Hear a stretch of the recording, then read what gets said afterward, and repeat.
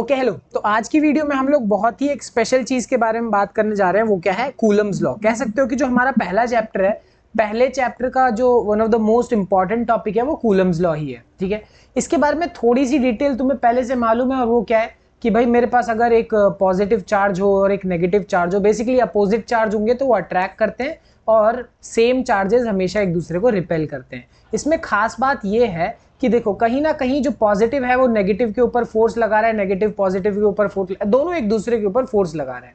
अब फोर्स तो लगा रहे हैं, साफ साफ हमें पता भी है कि अट्रैक्टिव रिपल्सिव जैसा भी, बट उस फोर्स की अगर वैल्यू निकालनी हो, उस फोर्स का अगर एक नंबर मैग्नीट्यूड पूरा निकालना हो, तब जिस फॉर्मूला को हम यूज करते हैं वो क्या है? Coulomb's law. ठीक है, तो यहाँ एक बहुत ही सिंपल सा सेटअप है। देखो क्या कि मेरे पास है पहला चार्ज और ये दूसरा चार्ज। अब इन दो चार्जेस के बीच में मैंने एक सेपरेशन डाला हुआ है, आर सेपरेशन है इन दोनों के बीच में। अब अगर मान लो मुझे कूलम्स लॉ की वैल्यू निकालनी है, अगर मुझे चार्ज की वैल्यू निकालनी है, सॉरी फोर्स की वैल्यू निकालनी है, तो हम लोग कैसे निकालेंगे? कूलम्स लॉ में उन्होंने ये बोला कि जो फोर्स है वो कहीं ना कहीं किस बात पे डिपेंड करता है? Product of mass. अच्छा, इसको मैं लिंक करके थोड़ा सा बताता हूं। पिछले साल तुमने ग्रेविटेशन में पढ़ा था कि अगर दो बॉडीज हैं, अगर पहली का बॉडी का मास m1 है, दूसरी बॉडी का मास m2 है, और दोनों अगर कितने डिस्टेंस से सेपरेटेड है? r, तो न्यूटन ने बोला था कि ये दोनों बॉडी कितना फोर्स लगा रही है, ये इस बात पे डिपेंड करेगा कि दोनों बॉडीज के प्रोडक्ट, मास के प्रोडक्ट के बराबर होगा, मतलब उस बात पे वो डिपेंड करेगा। ठीक है, एक ये चीज थी, याद होगी तुम लोग को बहुत अच्छे से। एग्जैक्टली सेम तरीके से कूलम्ब ने बोला कि दो जो चार्जेस हैं वो कितना फोर्स लगाएंगे, वो दोनों चार्जेस के प्रोडक्ट पे डिपेंड करता है। बहुत अच्छी बात है। अच्छा, यहां से अब दूसरी चीज जिस बात पे फोर्स डिपेंड करता है वो क्या है? डिस्टेंस। कि पहला चार्ज और दूसरा चार्ज दोनों के बीच में कितना सेपरेशन है, फोर्स उस बात पे भी डिपेंड करता है। अब देखो कैसे। सबसे पहली बात तो अगर तुम दोनों चार्जेस को ध्यान से देखोगे तो दोनों चार्जेस में बात ऐसी है कि जितना ज्यादा चार्ज होगा, जितना बड़ा चार्ज होगा, फोर्स की वैल्यू उतनी ही ज्यादा होगी, क्योंकि force is directly proportional to Q1 and Q2। तो दोनों डायरेक्टली प्रोपोर्शनल है, तो बड़ा चार्ज बड़ा फोर्स। बट सेपरेशन पे वो साफ साफ तुम देखोगे तो वो क्या है? Inversely proportional. यानी अगर तुम डिस्टेंस बढ़ाते जाओगे तो यानी जो फोर्स की वैल्यू है वो घटती जाएगी। ठीक है, ये भी बिल्कुल वैसा ही है कि दो मासेस पड़े हैं, ये दोनों मासेस के बीच में अगर m1 और m2 के बीच में अगर क्या है? r डिस्टेंस है, तो मेरे पास जो फोर्स होता है वो भी इनवर्सली प्रोपोर्शनल होता है r स्क्वायर के। ये न्यूटन ने दिया था ग्रेविटेशन वाले में। ओवरऑल हमारे पास जो फॉर्मूला आता है वो क्या आता है? क्या होता है? Gm1 m2 by r square. तुमको याद होगा, है कि नहीं? ये बिल्कुल वैसा ही है कि कहीं ना कहीं वहां पे भी फोर्स डिस्टेंस पे इनवर्सली प्रोपोर्शनल था, यहाँ पे भी इनवर्सली प्रोपोर्शनल ही है। ठीक है, अब इसी के नेक्स्ट स्टेप में जाते हैं। मैं दोनों चीजों को कंबाइन करूंगा, और जैसे ही कंबाइन करूंगा अब मुझे प्रोपोर्शनैलिटी को हटाना है। प्रोपोर्शनैलिटी को हटाने के लिए यहाँ एक कांस्टेंट आएगा। तो ये जो k है, सिंपल सी बात है, ये क्या है? कांस्टेंट है। अब देखो मैं इसके बारे में अभी बात करने वाला हूं, तो अभी के लिए बस इतना समझ लो कि ये कांस्टेंट है, और इसी कांस्टेंट को तुम और भी इलैबोरेट कर सकते हो कुछ इस तरीके से। कहने का मतलब k को मैंने यहाँ पे ऐसे लिख दिया, मतलब k इज इक्वल्स टू 1/4πε0। कुछ नहीं है कि मैंने इसी चीज को इलैबोरेट करके लिख दिया, बट इसके बारे में अभी और बहुत डिस्कशन करना है। ओवरऑल मेरे कहने का मतलब क्या है कि ये और ये है फॉर्मूला फोर्स का, जहां पे क्या क्या चीजें पता है हमें कि Q1 और Q2 चार्जेस हैं, दोनों के बीच में R का सेपरेशन है, और अगर F यानी दोनों कितना फोर्स लगा रहे हैं एक दूसरे के ऊपर, वो चीज तुम्हें निकालनी है, तो ये फॉर्मूले से तुम निकाल सकते हो। ठीक है, अब हालांकि मुझे ये चीजें तो समझ में आ गई, बट अब ये और ये क्या है इसके बारे में जानते हैं। तो जो दो फोर्सेस जिसके बारे में अभी हमने पढ़ा वो क्या है? F is equals to k Q1 Q2 by r square, और दूसरा क्या है? F is equals to 1/4πε0 Q1 Q2 by r square. इन दोनों फोर्सेस के बारे में, मतलब फोर्स एक ही है, यहाँ पे हुआ कुछ नहीं है, मैंने बस ये जो k है इसको रिप्लेस कर दिया इस बड़ी सी वैल्यू से। चलो एक एक करके समझते हैं। यहाँ पे जो मेरे पास k है, इस k को हम बोलते हैं क्या? Electrostatic force constant. अच्छा, इसको समझने के लिए मैं तुम्हें और इजी कर देता हूं। बार बार मैं न्यूटन के फोर्स के बारे में बात कर रहा हूं ना, कि फोर्स इज इक्वल्स टू क्या? Gm1 m2 by r square. तो यहाँ पे जो G था वो क्या था? वो था यूनिवर्सल ग्रेविटेशनल कांस्टेंट। वो भी एक तरीके से, ये जो कैपिटल G है वो भी एक कांस्टेंट ही था। एग्जैक्टली सेम तरीके से K भी क्या है? कांस्टेंट है, बट वो कौन सा कांस्टेंट है? Electrostatic force constant. ठीक है, जिसकी वैल्यू कितनी होती है? 9 × 10⁹ ओके कितनी वैल्यू फिर से देख लो, जैसे यहाँ पे इसकी एक्चुअल वैल्यू तो ये होती है, बट तुम्हें इतना भयंकर वैल्यू को याद करने की कोई ज़रूरत नहीं है, सिर्फ इतना याद कर लोगे तो भी काम चल जाएगा, 9 × 10⁻⁹। और ऑफ कोर्स इसकी यूनिट निकालना तो कोई बहुत बड़ी चीज़ है ही नहीं। यूनिट समझना कैसे, कि अगर तुम k को लिखोगे तो k का मतलब है f × r² divided by q1 q2, ठीक है। अब जो f है उसकी SI यूनिट मेरे पास कितनी होती है, न्यूटन, r की SI यूनिट कितनी होती है, मीटर स्क्वायर, और दोनों चार्ज है तो वो कूलम स्क्वायर, तो ये कितना हुआ, न्यूटन मीटर स्क्वायर कूलम -2। तो इसकी यूनिट तो ये हुई, बट इसकी जो वैल्यू होती है वो कितनी होती है, 9 × 10⁹, ठीक है। ये हो गया k के बारे में डिस्कशन। दूसरी चीज क्या है मेरे पास, ये क्या भयंकर सी चीज है, इस चीज को हम बोलते हैं permittivity of free space. Permittivity of free space का क्या मतलब है, परमिटिविटी का मतलब पहले समझाता हूं कि किसी भी चीज का जो एबिलिटी होती है, उसकी जो कैपेसिटी होगी इलेक्ट्रिकल एनर्जी को स्टोर कर पाने की। कोई भी मटेरियल है, जैसे वाटर है, एयर है, वैक्यूम है, कोई भी चीज है, अगर मैं अलग अलग चीजों के बारे में बात कर रहा हूं, उनके अंदर कितनी एबिलिटी है इलेक्ट्रिकल एनर्जी को स्टोर करने की, उसी को हम क्या बोलते हैं, परमिटिविटी बोलते हैं। कहने का मतलब है कि इसको जैसे ही मैं इलेबोरेट करूंगा, मैं ये लिखता हूं ना, तो यहाँ पे ये जो तुम देख रहे हो ना, इसको हम बोलते हैं एप्सिलॉन नॉट, कुछ नहीं, ग्रीक लेटर है और कुछ नहीं, एप्सिलॉन नॉट, जिसका एक्चुअल नाम हमारे पास क्या है, परमिटिविटी। परमिटिविटी मतलब कितनी उसमें कैपेसिटी है इलेक्ट्रिकल एनर्जी को स्टोर करने की। और अभी तो हम इसमें सिर्फ और सिर्फ किसकी बात कर रहे हैं, वैक्यूम की। हालांकि आगे और भी मटेरियल्स की बात करेंगे, बट अभी मैं सिर्फ और सिर्फ वैक्यूम की या एयर की ही बात कर रहा हूँ।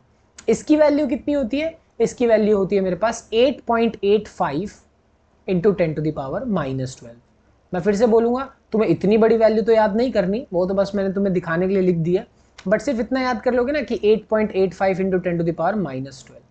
कहने का मतलब कि ये जो एप्सिलॉन नॉट है, ये परमिटिविटी ऑफ फ्री स्पेस होती है। परमिटिविटी ऑफ फ्री स्पेस का क्या मतलब है कि उसके अंदर कितनी कैपेसिटी है इलेक्ट्रिकल एनर्जी को स्टोर कर पाने की, और उसके अंदर मतलब किसके अंदर, फ्री स्पेस के अंदर, वैक्यूम के अंदर कितनी कैपेसिटी है, तो उसके अंदर इतनी कैपेसिटी है। सिंपल सी बात है। बस ये नंबर कहीं ना कहीं ये भी एक कांस्टेंट है, इसी का एक इलैबोरेटिव वर्जन है ये, सिंपल सी बात। अब बड़ा ही एक सिंपल सा क्वेश्चन देखते हैं, ठीक है। अब ऑफ कोर्स मैं ये तो दूंगा नहीं तुम्हें कि भाई ये एक पहला चार्ज है, ये दूसरा चार्ज है, ये Q1 है, ये Q2 है, दोनों के बीच में R डिस्टेंस है, फोर्स निकालो। वो तो सिंपल फॉर्मूला तुम उठाओगे, सॉल्व कर दोगे, उतना भी आसान नहीं, बट हाँ थोड़ा सा सिंपल तो है कि एक फ्री पिथ बॉल है जिसका of 8 gram carries a positive charge of 5 × 10⁻⁻8 coulomb, ठीक है।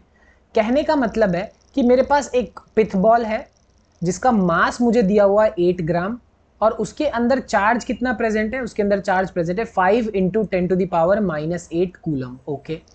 अब बोला यह है कि what must be the nature of magnitude of charge that should be given to a second pith ball. अच्छा, एक मेरे पास दूसरी पिथ बॉल है, उसके अंदर किस तरीके का चार्ज होना चाहिए, उसका मैग्नीट्यूड कितना होना चाहिए, और वो पॉजिटिव होगा या नेगेटिव होगा, ये हमें पता करना है। अगर वो कहाँ है, फिक्स्ड 5 सेंटीमीटर बिलो, यानी वो जो मेरे पास ए बॉल है वो ऊपर है, बी वाली बॉल नीचे है, और इन दोनों के बीच में जो सेपरेशन है वो 5 सेंटीमीटर का है, ठीक है। ये चीज तुम्हें क्वेश्चन में दी हुई है। अब तुम्हें बोला है कि ऐसा कितना हो कि भाई वहां पे एक इक्विलिब्रियम बना रहे। मैं तुम्हें फिर से क्वेश्चन समझाता हूं, देखो कैसे होगा। कि सबसे पहली बात, पहली बॉडी का मास, पहली बॉडी का चार्ज और दोनों के बीच का सेपरेशन हमें दिया हुआ है क्वेश्चन में।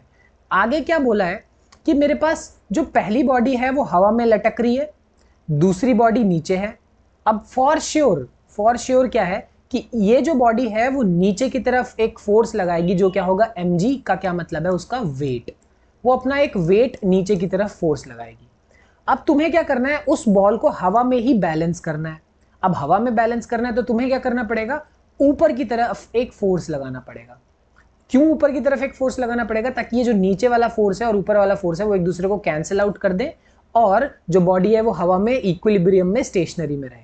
अब तुम सोचो, जो मेरी पहली बॉल है वो दूसरी बॉल जो है, मैं चाहता हूं कि मेरी दूसरी बॉल पहली बॉल को क्या करे, ऐसे रिपेल करे। हवा ऊपर फोर्स लगाना है यानी उसको रिपेल करना। और रिपेल करने के लिए क्या होगा कि अगर भाई पहली मतलब इस वाली बॉडी के ऊपर एक पॉजिटिव चार्ज है, तो फॉर श्योर इसके ऊपर भी मुझे क्या चाहिए, पॉजिटिव चार्ज ही चाहिए, ताकि वो उसको क्या कर सके, रिपेल। पॉजिटिव पॉजिटिव एक दूसरे को रिपेल करते हैं, तो बस वो उसको रिपेल करेगा, फोर्स मेरा ऊपर की डायरेक्शन में लगेगा, काम बन गया। बस इतनी सी बात है। तो देखो होगा क्या यहाँ पे कि इक्विलिब्रियम के लिए नीचे लगता हुआ फोर्स और ऊपर लगता हुआ फोर्स दोनों आपस में क्या होंगे, बराबर होंगे। कि ये ऊपर लग रहा है जो फोर्स, ये कौन सा फोर्स है, जो ये चार्ज लगा रहा है, और नीचे जो वेट लग रहा है वो। अब अभी हमने 1 मिनट पहले पढ़ा कि इस फोर्स की वैल्यू कितनी होती है, इसकी वैल्यू होती है K Q1 bye R square, जहां पे K की वैल्यू हम ऐसे भी लिख सकते हैं 1/4 pi epsilon naught Q1 Q2 by R square. ठीक है, ध्यान रखना K का ही इलेबोरेटिव वर्जन ये लिखा। अच्छा, बहुत सही बात है। तो बस मैंने क्या किया, K Q1 Q2 by R square को mg के बराबर रख दिया, और जैसे उन दोनों को आपस में बराबर रख दिया, अब मुझे करना कुछ नहीं है, बस वैल्यूज प्लेस करनी है। तो एक एक करके वैल्यूज प्लेस करना चेक करते हैं। सबसे पहली चीज मेरे पास ये जो है, ये कहीं ना कहीं किसको रिप्लेस कर रहा है, K को रिप्लेस कर रहा है। और K की वैल्यू कितनी होती है, 9 × 10⁹। मैंने अभी ही तुम्हें 2 सेकंड पहले ये वाली वैल्यू बताई थी कि मेरे पास जो K की वैल्यू है वो कितनी है, 9 × 10⁹। वही मैं यूज कर रहा हूं यहाँ पे। ठीक है, बहुत बढ़िया। तो एक तो ये चीज हो गई। दूसरी चीज देखो, मेरे पास दोनों चार्जेस की वैल्यू कितनी है, कि भाई ये मेरा पहला चार्ज 5 × 10⁻⁸ ये दिया हुआ है क्वेश्चन में, और Q2 की वैल्यू मुझे दी नहीं है, हमें ये चीज निकालनी है। तो एक तरीके से ये क्वेश्चन मार्क है मेरे लिए कि मुझे ये निकालना है। दोनों के बीच में R यानी सेपरेशन क्वेश्चन में दिया हुआ है, यहाँ पे प्लेस कर देंगे, बहुत सिंपल सी बात। और रही बात mg की वैल्यू यानी वेट की वैल्यू, तो सबसे पहले मास 8 ग्राम यानी किलो में इतना, ये भी मुझे दिया हुआ है। और g की वैल्यू तो हमें मालूम ही है, हमेशा 9.8 होती है। इसके आगे फिजिक्स का काम खत्म होता है। ठीक है, और इसके आगे सिर्फ मैथमेटिक्स शुरू होती है कि भाई अब तुम्हें Q2 की वैल्यू निकालनी है तो तुम्हें सॉल्व करना है, मैथ आनी चाहिए, इतनी मैथ तो आती होगी। ठीक है, तो सारी की सारी चीज, मतलब इसको सबको दूसरी साइड भेजो और Q2 की वैल्यू निकाल लो। तो पॉजिटिव कैसे है, ये तो हमने लॉजिक से पता किया कि फोर्स ऊपर लग रहा होगा, रिपल्सिव फोर्स है तो पक्का पॉजिटिव होना चाहिए, ये तो हमने लॉजिक से पता किया। दूसरी चीज है कि Q2 की वैल्यू कितनी होगी, वो हमने कैसे पता किया, दोनों को इक्विलिब्रियम में रख के। ठीक है, इतनी सी बात है, क्वेश्चन सॉल्व हो गया। अच्छा, अब एक नीट का सवाल देखते हैं यहाँ पे क्या बोला है क्वेश्चन में, कि मेरे पास दो चार्जेस हैं, एक +Q और एक -Q, और दोनों को मैंने कुछ एक सर्टेन डिस्टेंस पे रखा है कि दोनों के बीच का जो फोर्स है वो कितना है, F है। अच्छा, मैं सेटअप समझा देता हूं तुम्हें, बड़ा ही सिंपल सेटअप है। पहला चार्ज +Q, दूसरा चार्ज -Q, दोनों को R डिस्टेंस पे रखा है इस तरीके से कि दोनों के बीच का फोर्स F है, जो कि होता है K Q1 Q2 bye R square. ठीक है, और यहाँ पे मुझे ज्यादा सोचने की जरूरत नहीं है, दोनों की ही वैल्यू मेरे पास क्या है, Q है, दोनों ही Q है, तो मेरे पास बन क्या जाएगा, KQ² बाय R स्क्वायर। तो ये तो हो गई फोर्स की वैल्यू जो उन्होंने इनिशियली दी हुई है, यानी यहां तक की जो डेटा हमें दिया है। अब आगे बोलते हैं कि if 25% of charge A is transferred to B। अच्छा देखो कि होगा क्या, कि A के ऊपर चार्ज था मान लो कितना, Q। अब इसमें से तुमने करना क्या है कि इसमें से 25% कम कर देना है। ठीक है, और वो 25% जो चार्ज है वो किसको दे देना है, B को दे देना है। ठीक है, तो होगा क्या, इसको लिखेंगे कैसे, समझ के देखो, बहुत सिंपल सी चीज है कि सबसे पहली बात कि जो चार्ज A पे बचेगा, मतलब इधर लेन देन के बाद जो चार्ज बचेगा वो कितना बचेगा, सिर्फ और सिर्फ 75% बचेगा, क्योंकि 25% तो जा चुका है A पे से, तो A का 25% जा चुका है, सिर्फ 75% बचेगा, जो कि होगा 75/100 इंटू चार्ज इनिशियली जितना था उसका। अब इसको देखोगे 25 के टेबल में 3 बार और 4 बार, इसीलिए 3/4Q लिखा है। ठीक है, अब ये तो हो गई A की बात, जिसका चार्ज पहले ज्यादा था, अब 25% कम हो गया, तो सिर्फ 75% बचा है इनिशियली। बट B के ऊपर क्या होगा, कि B के ऊपर पहले ही इतना चार्ज तो था ही, बट उसमें मैं और 25% A का ऐड कर रहा हूं, कि 25% ऑफ चार्ज ऑफ A मैं उसमें क्या कर दे रहा हूं, ऐड कर दे रहा हूं B वाले के ऊपर। मैंने जैसे ही ऐड करा तो होगा क्या, दोनों ही सेम चीज है, कहने का मतलब ये हो गया 1/4Q। पर ध्यान रखना जो चार्ज B है वो क्या है, एक तरीके से नेगेटिव चार्ज है। अगर वो नेगेटिव चार्ज है तो मेरे पास कितना बनेगा, -3/4Q। देखो ये दिखने में बड़ा अजीब लगा कि भाई चार्ज बढ़ना चाहिए था, बट ये कम कम सा फील हो रहा है, बट क्यों, क्योंकि ये पॉजिटिव चार्ज है, ये नेगेटिव चार्ज है, और मैंने तुम्हें एडिटिविटी में बताया था कि तुम्हें पॉजिटिव नेगेटिव को ज्यों का त्यों जैसे ही जैसा होता है वैसे में तुम्हें ऐड कर देना है, बस ऐड कर दिया, काम बन गया। तो ऐड करने के बाद अब मेरे पास नए चार्जेस, मतलब QA की नई वैल्यू और QB की नई वैल्यू है, तो ये दोनों नई नई वैल्यूज है, तो इन नई वैल्यूज से नया फोर्स निकालेंगे। तो जो नया फोर्स होगा वो कितना होगा, फिर से K Q1 Q2/r²। बट ध्यान रखना, यहाँ पे मैंने ओरिजिनल वैल्यूज रखी थी, यहाँ पे मैं अब नई वाली वैल्यूज रखूंगा, मतलब 3Q/4 और यहाँ पे भी 3Q/4। ध्यान रखना जब भी तुम फोर्स निकालते हो ना, तो तुम्हें ये प्लस या माइनस डालने की कोई जरूरत होती नहीं है, कोई कॉम्प्लिकेशन मत करो, क्योंकि तुम लॉजिकली दिमागदार हो, तुम्हें समझ में आता है कि भाई पॉजिटिव है, जो पॉजिटिव है वो एक दूसरे को क्या करने वाले हैं, रिपेल करने वाले हैं। अगर पॉजिटिव और नेगेटिव हैं तो वो एक दूसरे को क्या करने वाले हैं, अट्रैक्ट करने वाले हैं। तो इसमें ज्यादा सोचने वाली कुछ बात नहीं है, ठीक है। हाँ, फाइनली अब मुझे ये पता है, तो इसको जरा सॉल्व करोगे तो कितना हो जाएगा ये, अगर इसको सॉल्व करोगे तो 3 3 ज़ा 9 और 4 4 ज़ा 16, ये बनेगा 9/16, ठीक है। ये बनेगा 9/16 KQ²/r²। अब सिर्फ और सिर्फ मैं KQ²/r² को देखूं तो वो किसके बराबर था, वो तो F के बराबर था। तो मैं इस पूरे वैल्यू की जगह, यानी ये जो KQ²/r² है, इसकी जगह मैं क्या प्लेस कर सकता हूँ, F प्लेस कर सकता हूँ।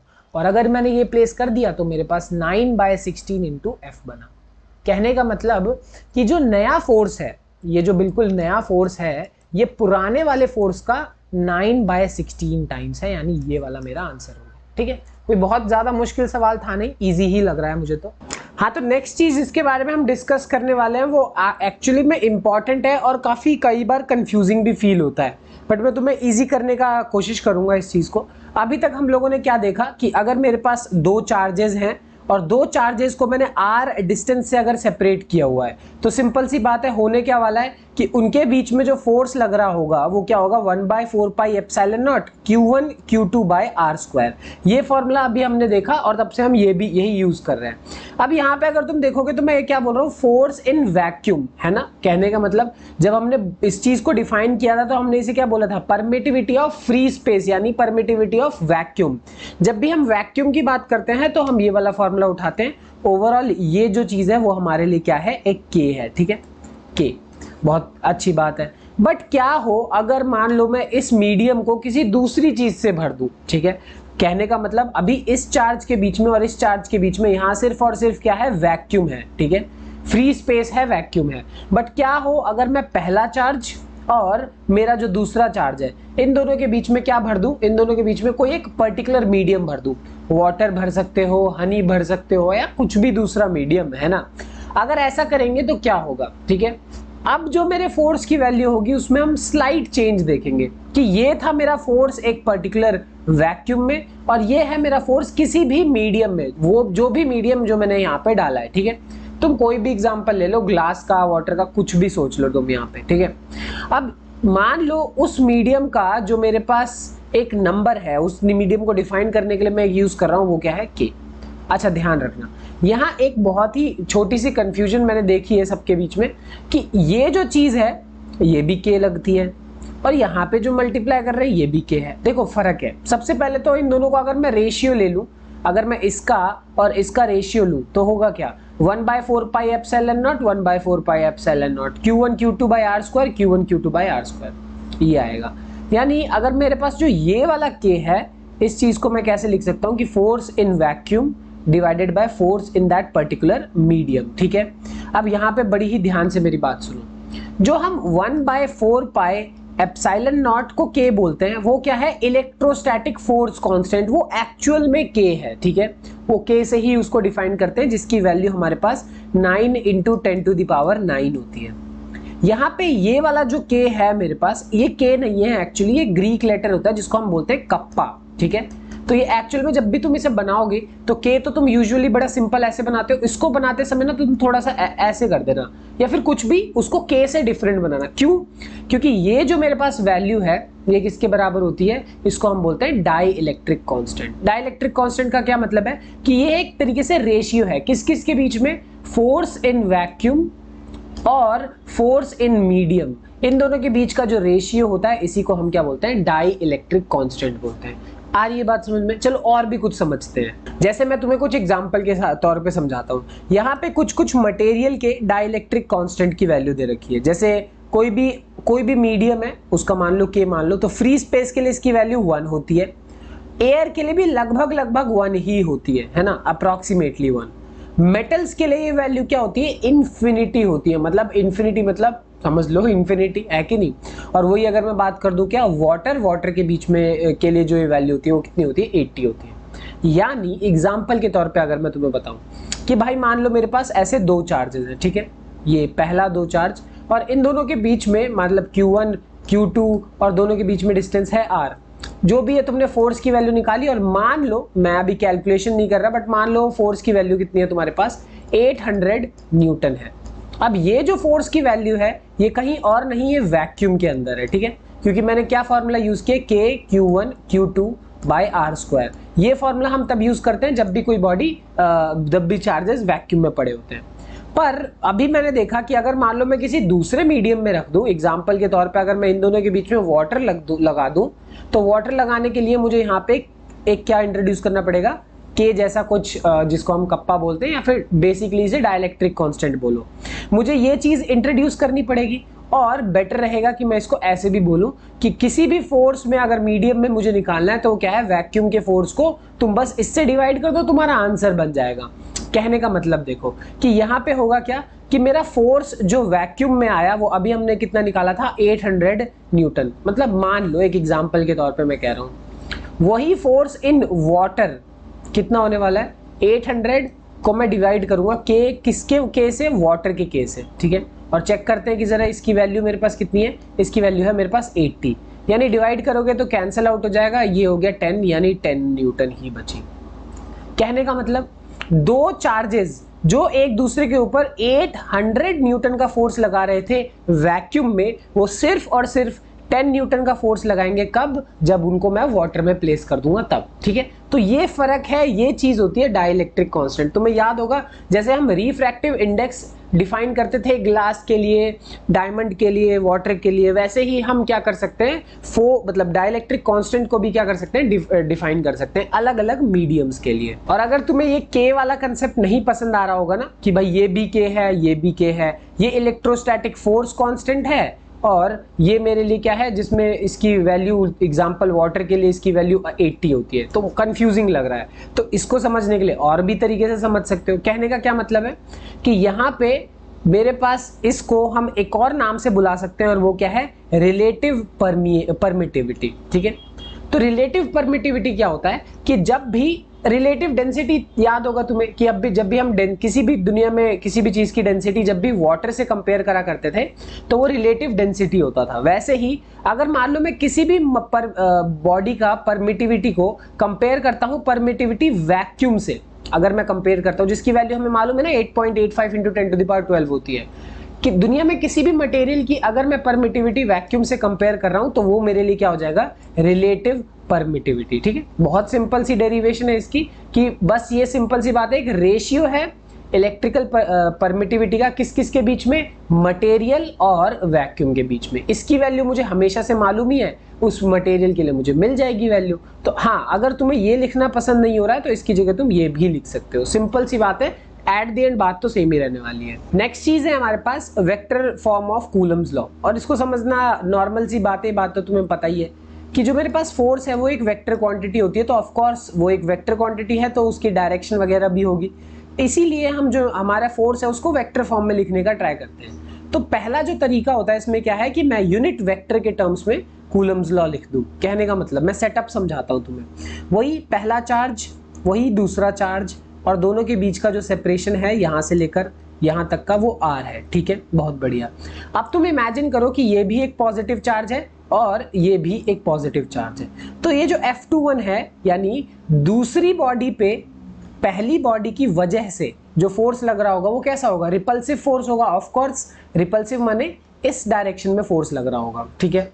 अब ये इस डायरेक्शन में फोर्स लग रहा है तो कोई दिक्कत वाली बात नहीं है, बट इसी फोर्स को मैं एक और इस फोर्स के डायरेक्शन को मैं एक और तरीके से डिफाइन कर सकता हूं कि अगर मेरे यहां से यहां तक का डिस्टेंस r है तो r भी यानी डिस्टेंस भी यानी एक्चुअली डिस्प्लेसमेंट भी एक क्या होता है, वेक्टर क्वांटिटी होता है। तो मैं इसका भी एक क्या बना सकता हूं, यूनिट वेक्टर बना सकता हूं। रीजन यही है कि यूनिट वेक्टर एक ऐसी चीज है जिसमें सिर्फ और सिर्फ डायरेक्शन होती है और इसका मैग्नीट्यूड 1 होता है। तो चाहे तुम दुनिया में किसी चीज को भी 1 से मल्टीप्लाई कर दो, आएगा मेरे पास वही जो तुमने यहाँ पे लिखा था। तो बदलाव कोई भी नहीं होने वाला है, इसीलिए मैं इस यूनिट वेक्टर से मल्टीप्लाई कर दूंगा। तो होगा क्या कि मेरे पास फोर्स की डायरेक्शन भी आ जाएगी और उसके मैग्नीट्यूड में भी बदलाव नहीं आएगा, ठीक है, क्योंकि ये मुझे डायरेक्शन तो दे रहा है बट मैग्नीट्यूड में कोई चेंज नहीं देता। बस इसीलिए मेरा फोर्स जो है मैं उसे ऐसे लिखूंगा। पहले भी ऐसे ही लिखते थे, अब भी ऐसे ही लिख रहे हैं, बट फर्क क्या है कि अब जो मेरा सेकेंड बॉडी फोर्स एक्सपीरियंस कर रही है वो क्या है, 1/4 pi epsilon naught Q1 Q2 by R square. अभी तक यही लिख रहे थे, बस आर कैप से मल्टीप्लाई कर रहे हैं। क्यों?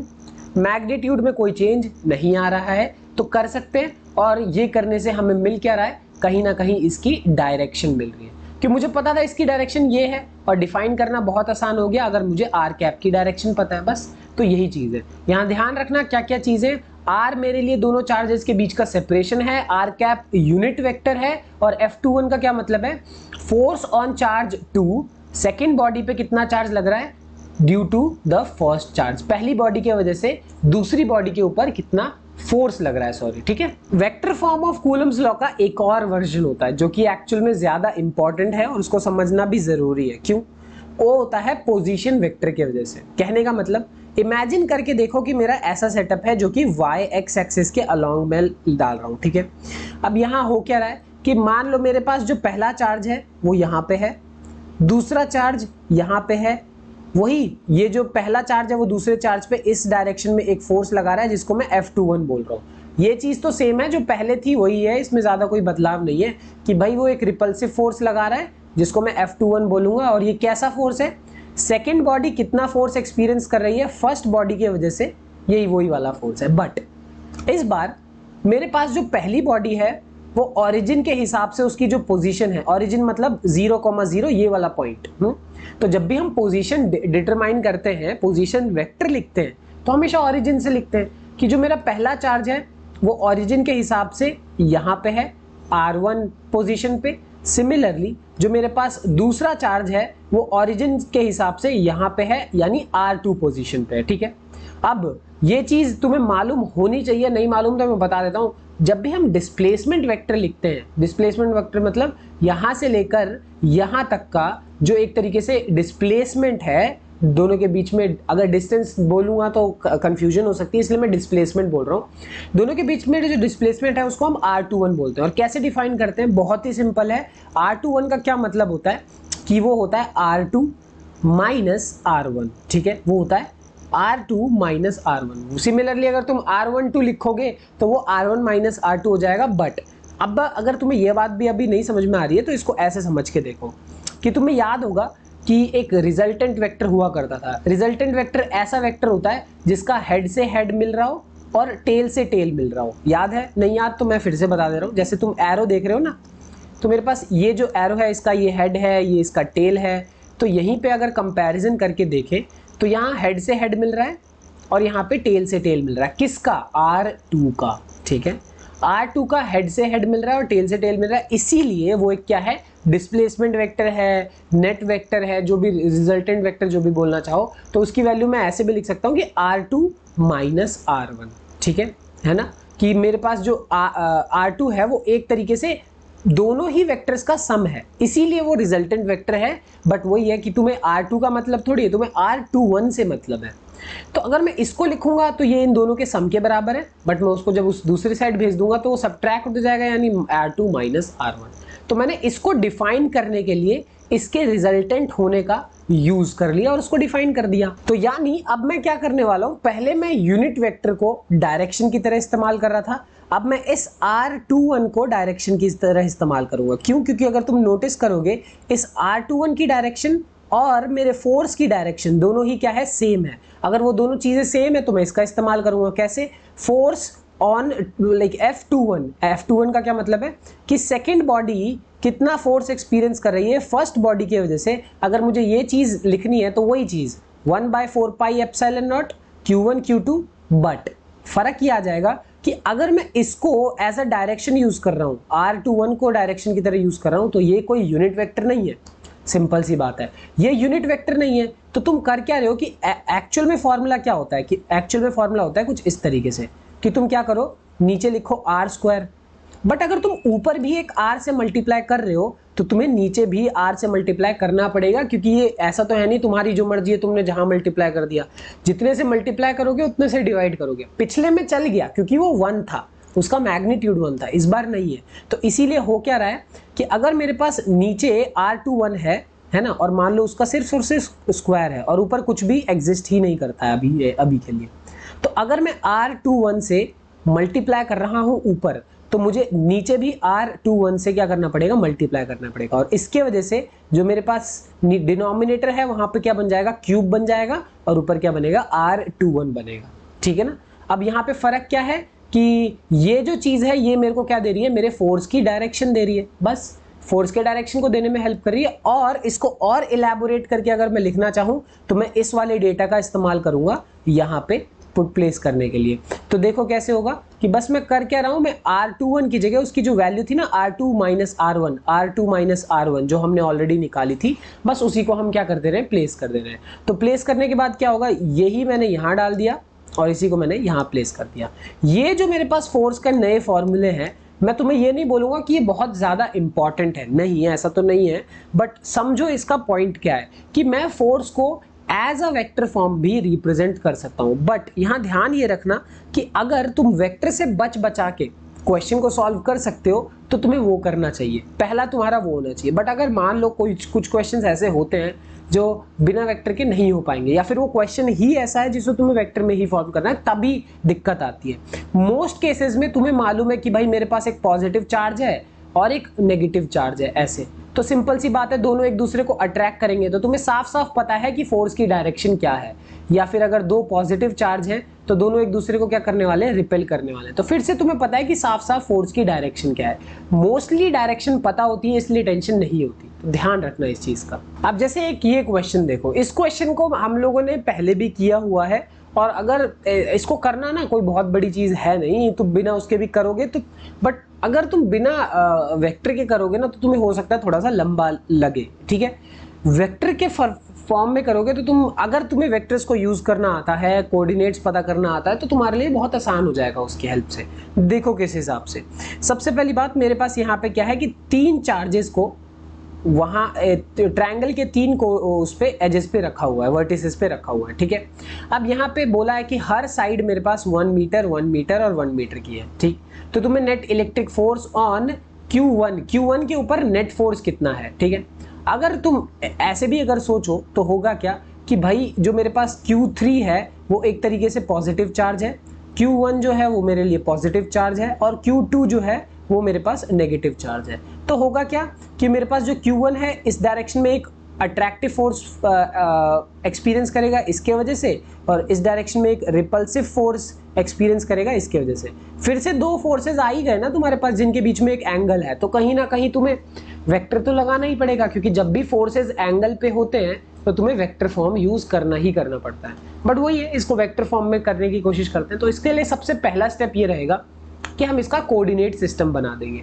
कोऑर्डिनेट सिस्टम मतलब मैं मान लूंगा कि ये ट्रायंगल जो है मैंने वो एक्स एक्सिस और वाई एक्सिस पे रख दिया इस तरीके से कि जो मेरा पहला चार्ज है उसको मैंने कहाँ पे रखा है, 0,0,0 पे। ठीक है, और जो दूसरा चार्ज है वो 1,0,0। क्यों, बड़ा ही आसान है, क्योंकि यहाँ से लेकर यहाँ तक जो ट्रायंगल का हर साइड है वो 1 मीटर का है, तो सिर्फ एक्स एक्सिस में 1 आएगा, बाकी दोनों तो ऑफकोर्स 0 होंगे। अब थर्ड वाले की बात करूं तो वो थोड़ा सा कॉम्प्लिकेटेड है, बट इतना भी नहीं, क्योंकि सबसे पहले एक्स एक्सिस की बात करूं तो वो बिल्कुल बीच में पॉइंट करेगा, इसीलिए वो 1 का आधा 0.5। ठीक है, जेड एक्सिस की बात करूं तो वो अभी भी क्या होने वाला है, 0 होने वाला है, क्योंकि हम एक्स वाई प्लेन की बात कर रहे हैं।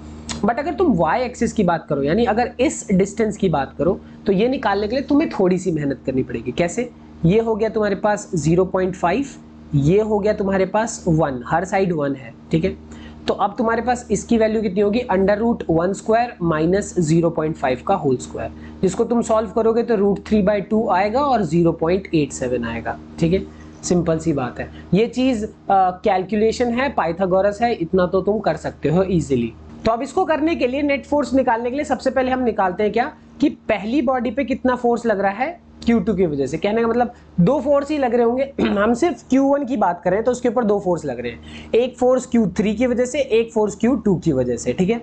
अब देखते हैं कि Q2 कितना फोर्स लगा रहा है। तो Q2 कितना फोर्स लगा रहा होगा, K Q1 Q2 बाय ये वाला जो फॉर्म था हमारा वेक्टर फॉर्म का, वो जो हमने पोजीशन वेक्टर के हिसाब से लिखा था वही लिखेंगे कि R1 का मतलब है कि Q1 की क्या पोजीशन है, R2 का मतलब है Q2 की क्या पोजीशन है, और R1 माइनस R2 तो तुम सब्ट्रैक्ट करके कर ही सकते हो। अब जरा देखो, पोजीशन लिखना हमेशा ना, जब भी तुम्हारे पास एक्स एक्सिस वाई एक्सिस हो तो सबसे आसान होता है। क्यों, जरा देखो एक एक करके कि सबसे पहले अगर तुम R1 की वैल्यू पोजीशन लिखोगे तो वो कैसे लिखोगे। R1 की पोजीशन हो जाएगी मेरे लिए इस तरीके से, 0 i cap plus 0 j cap plus 0 k cap, हाँ या ना, ये हो गई मेरे लिए R1 की वैल्यू। और सिमिलरली अगर तुम क्या कहते हैं Q2 की बात करोगे, R2 के पोजीशन की बात करोगे तो क्या आएगा, 1 i cap plus 0 j cap plus 0 k cap, ठीक है। बस यही वाली बात है। तो यानी जब तुम R1 माइनस R2 करोगे, यानी इसमें से इसको सब्ट्रैक्ट करोगे, तो तुम्हारे पास इनमें तो कुछ है भी नहीं, सिर्फ यही वैल्यू है जो कि तुम्हें क्या लाके देगी, 1 लाके देगी। अब अगर वो 1 लाके देगी तो तुम डिनोमिनेटर में तो क्या लिख सकते हो, सिंपली 1 का क्यूब।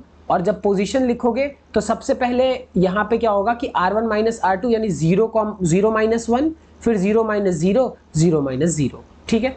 तो सिंपल सी बात है, J और K तो मेरे खत्म ही हो गए, बचा क्या सिर्फ ये, वो भी एक नेगेटिव के साथ, है ना। तो मेरे पास होगा क्या कि यहाँ पे हम प्लेस करने वाले हैं जब भी, तो यहाँ पे हो गया मेरे पास माइनस आई कैप, ठीक। बट यहाँ एक रूल बहुत ही ध्यान से अपने दिमाग में रखना कि जब भी हम वेक्टर फॉर्म करते हैं, है ना, वेक्टर फॉर्म करते समय तुम्हें ये चीज का ध्यान रखना पड़ेगा कि अगर तुम्हारे चार्ज Q2 या Q1 या कोई भी एक चार्ज या दोनों चार्ज अगर वो नेगेटिव है तो तुम्हें माइनस साइन भी प्लेस करना पड़ेगा। यूजुअली जब तुम वेक्टर फॉर्म नहीं यूज करते हो, f को जब k Q1 Q2 by R square रखते हो, तो मैं बोलता भी हूँ कि तुम्हें माइनस प्लस रखने की जरूरत नहीं है। क्यों जरूरत नहीं है, क्योंकि तुम्हें पता लग जाएगा कि आइदर फोर्स रिपल्सिव है, अट्रैक्टिव है, तो तुम अपने हिसाब से प्लस माइनस लगा सकते हो। यूजुअली बिना वेक्टर फॉर्म के प्लस माइनस डालने की जरूरत नहीं है, बट यहाँ पे तुम ध्यान रखना, ये जो नेगेटिव है इसको यहाँ पे प्लेस करना बहुत जरूरी है। प्लेस करने के बाद ये माइनस और ये माइनस एक दूसरे को खत्म कर देंगे, बचेगा क्या, सिर्फ और सिर्फ ये। सिमिलरली अगर मैं ये चेक करने जाऊं कि होगा क्या, कि अगर मान लो मेरे पास F2 वो क्या है, force on Q1 due to charge Q3, मतलब उसके ऊपर मैंने जैसा बोला था दो फोर्स लग रहे होंगे, एक Q2 की वजह से, एक Q3 की वजह से। तो वही बात है कि अगर मैं देखूं कि उसके ऊपर जो दूसरा फोर्स है जो Q3 लगा रहा है वो कितना लगा रहा होगा, वही K Q1 Q3 by R1 minus R3 and R1 minus R3। यहाँ पे एक और चीज है कि ये वेक्टर्स हैं, ठीक है। ध्यान रखना नीचे मॉड लगा हुआ है, तो इस मॉड की वजह से ही ना सिर्फ और सिर्फ क्या होता है कि जो उसकी मैग्नीट्यूड है वही बाहर आता है, और यहाँ कोई मॉड नहीं लगा, इसीलिए वो वेक्टर फॉर्म में रहता है। बस अब वैल्यू प्लेस करते हैं कि सबसे पहले इसकी वैल्यू 9 × 10⁹, Q1 की वैल्यू, Q3 की वैल्यू, सब तो तुम्हें क्वेश्चन में दी हुई है। फिर से जो डिस्टेंस होने वाला है वो ऑफ कोर्स 1 क्यूब होगा। और सही बोलूं, तुम्हें इतना सोचने की भी जरूरत नहीं है, तुम साफ साफ नोटिस भी कर सकते हो कि इन दोनों के बीच में डिस्टेंस 1 मीटर है, या फिर इन दोनों के बीच में डिस्टेंस 1 मीटर है, सबके ही बीच में डिस्टेंस 1 मीटर है। तो यहाँ मॉड वाले में केस में, यानी डिस्टेंस वाले केस में, तो तुम मनचाहा डाल सकते हो। हाँ, रही बात जब मैं बात करूंगा यहाँ पोजीशन की, तो एक एक करके सब्ट्रैक्ट करते हैं। मुझे करना क्या है, R1 माइनस R3, 0 माइनस 0.5 यहाँ लिखा हुआ है, 0 माइनस 0.87 यहाँ लिखा हुआ है, और 0 माइनस 0 ये मैंने यहाँ लिखा हुआ है। बस तीनों चीजें लिख दी, और लिखने के बाद अगर तुम नोटिस करोगे तो होने क्या वाला है, आई कैप के केस में मेरे पास क्या बचेगा, यहाँ बचेगा माइनस 0.5, यहाँ बचेगा माइनस 0.87, ये आई कैप के साथ, ये जे कैप के साथ, और उसको मैग्नीट्यूड के साथ मल्टीप्लाई करोगे तो ये, मैं तो बोलूंगा एक बार चाहो तो तुम ये सब चीजें कैलकुलेशन के साथ चेक कर सकते हो। ओवरऑल पॉइंट क्या है कि अब मेरे पास दोनों फोर्सेस आ चुके हैं, मेरे पास F1 की वैल्यू भी आ चुकी है, F2 की वैल्यू भी आ चुकी है। अब दोनों वैल्यूज आ चुकी हैं, उनको सिंपल तुम्हें ऐड करना है, और ऐड करने के बाद तुम्हारा आंसर आ जाएगा ये। तो बस ऐसी कोई बहुत बड़ी चीज नहीं है। F1 भी हम पिछले स्लाइड में ऑलरेडी निकाल चुके हैं, ये रही F2 की वैल्यू, दोनों को ऐड कर दो तो वो नेट फोर्स आ गया। अब ये दिखने में कॉम्प्लिकेटेड लग रहा होगा, बट अगर कार्टेशियन कोऑर्डिनेट से रिलेटेड मान लो कोई क्वेश्चन आ गया, तब तुम क्या नॉर्मल वाला कर पाओगे? उसमें बहुत कॉम्प्लिकेशन आ जाएंगे। तब जो तुम्हारा वेक्टर फॉर्म है वो तुम्हें बहुत ज्यादा हेल्प करने वाला है। अब इसी वेक्टर वाली कहानी को थोड़ा सा आगे बढ़ाते हैं और हम कहाँ पहुंचेंगे? प्रिंसिपल ऑफ सुपरपोजिशन पे। तो प्रिंसिपल ऑफ सुपरपोजिशन का क्या मतलब है? अच्छा, डेफिनेशन पढ़ोगे तो बड़ा ही लंबा प्रोसीजर हो जाता है, बट मैं इसे सिंपल करके समझाता हूं तुम्हें कि मान लो मेरे पास कोई ऐसे एक पॉजिटिव चार्ज है, ठीक है, Q1, उसके अराउंड एक दूसरा चार्ज है Q2, तीसरा चार्ज Q3, चौथा चार्ज Q4। अब तुम्हें साफ साफ बात मालूम है, और भी हो सकते हैं, पांचवा छठा, बहुत सारे चार्जेस हो सकते हैं। अगर तुम सोचो कि मेरे पास जो सेकंड है, अब ये भी पॉजिटिव है, ये भी पॉजिटिव है, तो पक्का इस पे कैसा फोर्स लग रहा होगा? रिपल्सिव फोर्स लग रहा होगा, ठीक है। तो ये जो चार्ज है इसको रिपेल करेगा, F12 रिपल्सिव फोर्स। सिमिलरली ये भी इसको रिपेल करेगा, F14 चौथा चार्ज भी उसको रिपेल करेगा। बट अगर मैं बात करूं Q3 की, तो Q3 एक नेगेटिव फोर्स है और नेगेटिव चार्ज है, और ये मेरे पास एक पॉजिटिव चार्ज है, तो वो फॉर श्योर उसको क्या करने वाला है? अट्रैक्ट करने वाला है। अब तुम नोटिस करोगे कि इस बॉडी के ऊपर मल्टीपल फोर्सेस लग रहे हैं, बट सारे के सारे अलग अलग डायरेक्शंस में। तो जब भी अलग अलग डायरेक्शंस में लग रहे हैं तो ऑफ कोर्स तुम्हें वेक्टर सम करना पड़ेगा। तो प्रिंसिपल ऑफ सुपरपोजिशन का मतलब ही यही है कि अगर तुम्हें मान लो टोटल फोर्स निकालना है कि किसी भी बॉडी पे टोटल फोर्स कितना लग रहा है, ये चीज तुम्हें निकालना है, तो तुम्हें करना क्या है कि उसके ऊपर जितने भी फोर्सेस लग रहे हैं उन सबका क्या कर दो? वेक्टर सम कर दो। तो जैसे मैं वेक्टर सम करूंगा F12, F13, यानी चौथी बॉडी, तीसरी बॉडी, दूसरी बॉडी, मतलब जितनी भी बॉडीज फोर्स लगा रही है सबका वेक्टर सम कर दो और तुम्हारे पास क्या आ जाएगा? टोटल फोर्स आ जाएगा। बस यही चीज करनी है, इसके अलावा कुछ भी नहीं है। अब इसी से रिलेटेड एक क्वेश्चन ट्राई करते हैं। क्वेश्चन का क्या मतलब है कि भाई मेरे पास तीन चार्जेस हैं, एक +10 कूलम्ब, एक -10 कूलम्ब और एक +5 कूलम्ब, ठीक है। तीनों को हमने क्या रखा है? A, B और C पर, जो कि एक इक्विलेटरल ट्रायंगल के उस पे रखे हुए हैं, ठीक है। अब रखा हुआ है और हर साइड, यानी जो मेरे पास सारी की सारी साइड्स हैं वो किसके बराबर है? 5 सेंटीमीटर, 5 सेंटीमीटर, 5 सेंटीमीटर। तो तुम्हें करना क्या है? तुम्हें निकालना है कि उस बॉडी के ऊपर नेट रिजल्टेंट कितना फोर्स लग रहा होगा। किसके ऊपर? बेसिकली चार्जेस, कौन सी वाली बॉडी? A वाली बॉडी के ऊपर। यानी यहाँ पे जो +5 कूलम्ब है इसके ऊपर कितना नेट रिजल्टेंट फोर्स है, ये निकालना है। सबसे पहले खुद सोचो कि भाई ये वाला जो चार्ज है मेरे पास, ये इस पे क्या लगाएगा? रिपल्सिव फोर्स लगाएगा, क्योंकि दोनों ही एक तरीके से क्या है? पॉजिटिव चार्ज है। बल्कि ये क्या करेगा? उसको अट्रैक्ट करेगा इस डायरेक्शन में, ठीक। तो सबसे पहले फोर्स देख लेते हैं, दोनों कितना लगाएंगे। अगर मैं पहली बॉडी, पहला फोर्स अगर बात करूं कि जो मेरे पास B है वो A को क्या करने वाला है? रिपेल करने वाला है। तो K Q1 Q2/r², K की वैल्यू तुम्हें दे रखी है, Q1 की वैल्यू दे रखी है, Q2 की वैल्यू दे रखी है, सब कुछ दे रखा है, r², बस ये हो गया। मतलब r² से डिवाइड कर दो। तो जैसे ही करोगे तो तुम्हारे पास फोर्स की वैल्यू कितनी आएगी? 180 न्यूटन आ जाएगी, ठीक है। अब ये चीज तो हो गई। जैसे ही तुम्हारे पास F1 की वैल्यू आई, अब तुम्हें F2 की वैल्यू निकालनी है। F2 का मतलब -10 कूलम्ब वाला कितना लगा रहा है, तो वही K Q1 Q2/r²। फोर्स उतना ही आएगा। अगर तुम बात करो कि B कितना फोर्स लगा रहा है और C कितना फोर्स लगा रहा है किसके ऊपर? A के ऊपर, तो वो बराबर है दोनों केस में। बस फर्क इतना ही है, देखो 180 न्यूटन, 180 न्यूटन, फर्क इतना है कि ये जो है वो उसको रिपेल कर रहा है और ये क्या कर रहा है? अट्रैक्ट कर रहा है। अब यहाँ अगर तुम्हें नेट फोर्स निकालना है तो तुम्हें मालूम है, ये वाला फॉर्मूला तुम लोगों ने 11th ग्रेड में पढ़ा होगा, नहीं पढ़ा तो मैं बता देता हूँ। नेट फोर्स हमेशा किसके बराबर होता है? पहले फोर्स का स्क्वायर, दूसरे फोर्स का square, 2F1 F2 cos theta, ठीक है। सिंपल इसके बराबर है और कुछ भी नहीं। तो इससे ज्यादा कुछ भी नहीं करना तुम्हें। कि अगर नोटिस करो कि पहले फोर्स का जो मैग्नीट्यूड है वो तो मुझे बहुत अच्छे से मालूम है, 180 है। दूसरे फोर्स का मैग्नीट्यूड भी 180 है, 180 तो डाल दिया। रही बात एंगल की, क्या एंगल है इसके और इसके बीच में, इन दोनों के बीच में एंगल कौन सा प्रेजेंट है, वो इंपॉर्टेंट है। तो कौन सा एंगल, कितना एंगल प्रेजेंट है, पता करना बहुत आसान है। क्यों? क्योंकि ये एक स्ट्रेट लाइन है, तो स्ट्रेट लाइन पे जो टोटल एंगल होगा यहां से लेकर यहां तक, वो मेरे पास एंगल कितना होने वाला है? 180 डिग्री। अब टोटल एंगल 180 डिग्री होगा, बट अगर मैं सिर्फ इतने एंगल की बात करूं, ट्रायंगल के अंदर वाला एंगल, यानी यहां से लेकर यहां तक, इस वाले एंगल को तुम देखोगे तो कितना है? 60 डिग्री के बराबर होगा। तो ऑफ कोर्स जो बचा वाला एंगल है यहां से लेकर यहां तक का, वो कितना हो जाएगा? 120 हो जाएगा। ये बात तुम्हें मालूम है बहुत अच्छे से।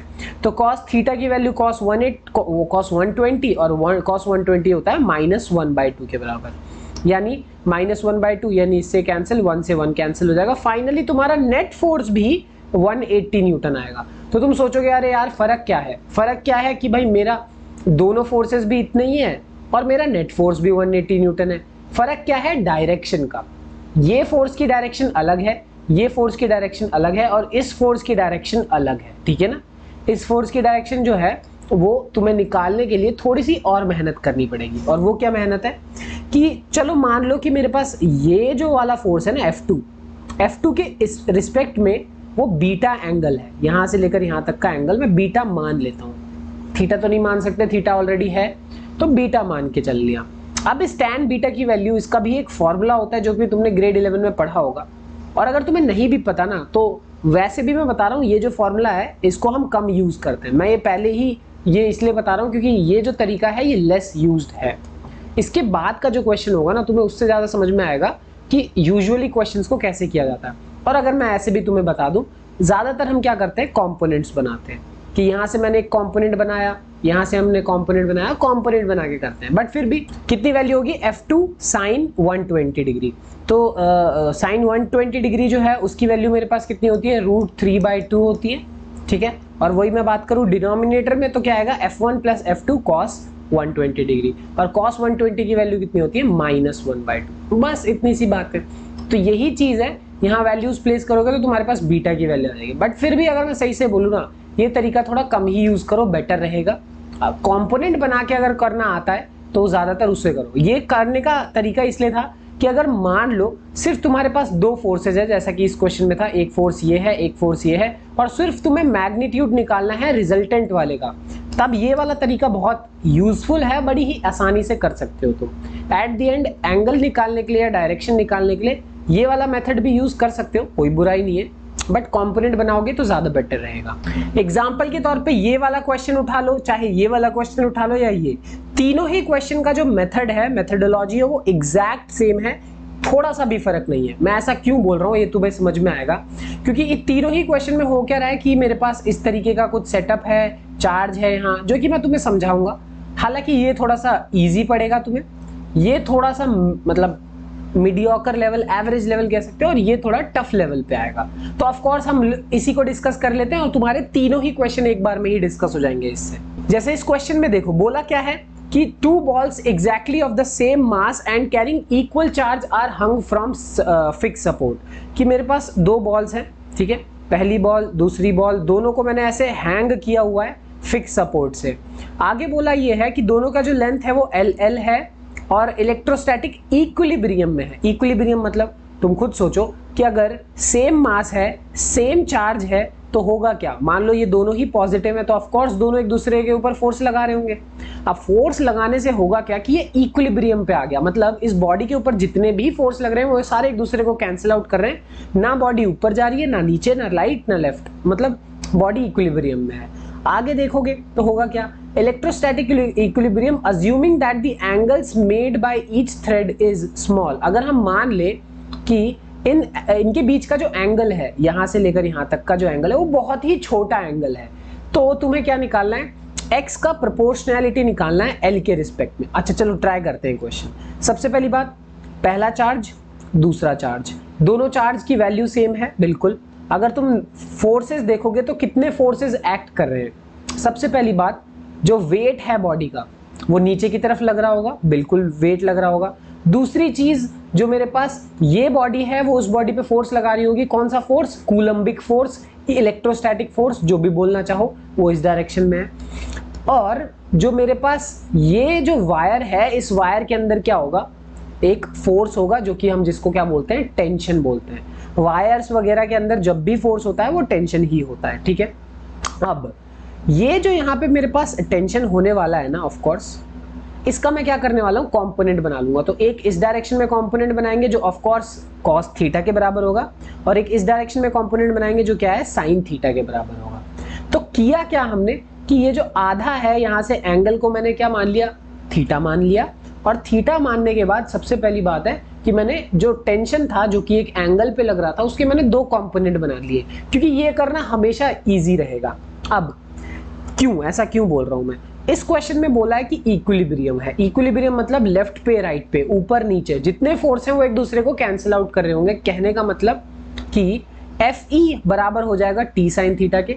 Fe यानी जो इलेक्ट्रोस्टैटिक फोर्स है वो राइट डायरेक्शन में लग रहा है, और जो टी साइन थीटा है वो लेफ्ट डायरेक्शन में लग रहा है। दोनों एक दूसरे को क्या कर रहे होंगे, कैंसिल आउट कर रहे होंगे, इसीलिए दोनों क्या होगा, इक्वल होगा एक दूसरे के। ठीक है, बहुत अच्छी बात है। वही अगर मैं बात करूं दूसरे वाले फोर्स की, यानी जो mg है वेट और t cos थीटा, ये भी एक दूसरे के बराबर होंगे। ये सारी बातें मैं तभी बोल सकता हूं जब इक्विलिब्रियम में बॉडी मूव नहीं कर रही इधर से उधर। अब नोटिस करो, चलो इसे मान लेते हैं इक्वेशन 1, इसे मान लेते हैं इक्वेशन 2। तो तुम t साइन थीटा को अगर डिवाइड कर दोगे t cos थीटा से, तुम्हें क्या देने वाला है वो, t से t कैंसिल हो जाएगा, बचेगा क्या, tan थीटा, हाँ या ना।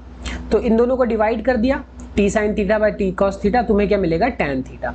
और जब तुम fe को mg से डिवाइड करोगे, क्या मिलने वाला है, fe बाय mg। बस यहां से लिखना बहुत आसान है। सबसे पहली बात बताओ कि ये जो fe है उसकी वैल्यू कितनी होगी, k, यानी मतलब एक तरीके से 1/4 पाई एप्सिलॉन नॉट।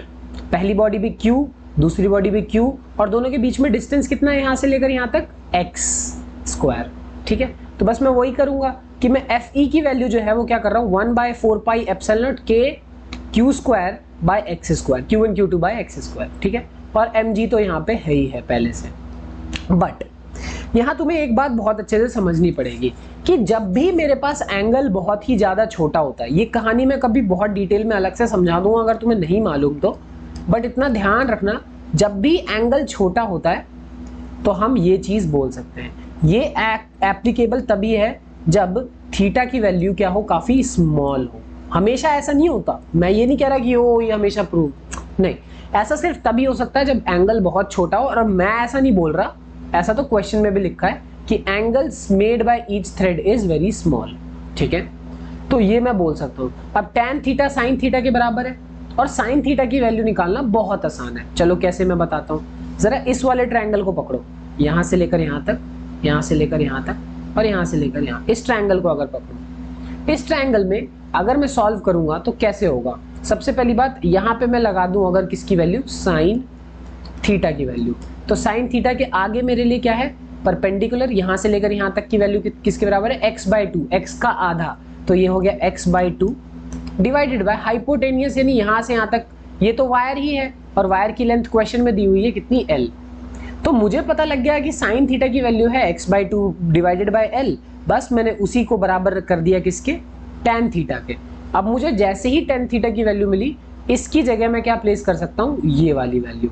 और जैसे ही मैं प्लेस करूंगा, देखो क्या होगा, x/2l, ये भयंकर सी बड़ी वैल्यू के बराबर हो गया।